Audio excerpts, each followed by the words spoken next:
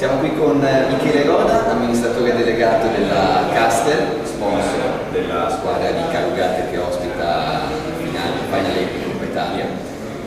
Volevo chiedere innanzitutto come è nato come e quando è nato il rapporto con la società di Carugate. Allora, grazie.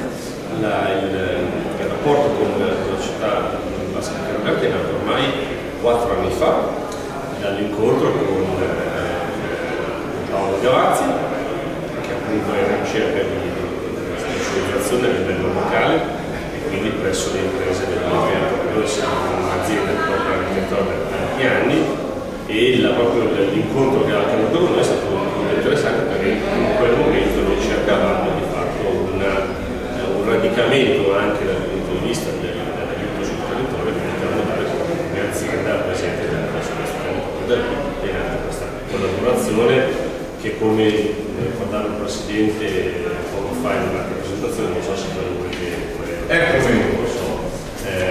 comunque è un rapporto che è quasi di amicizia.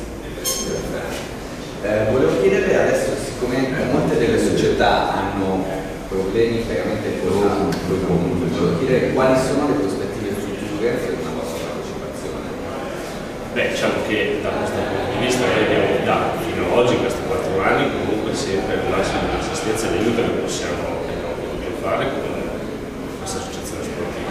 Quindi ovviamente il nostro obiettivo è quello sempre di essere presenti sul territorio e quindi di finanziare questo tipo di attività sportive in particolar modo.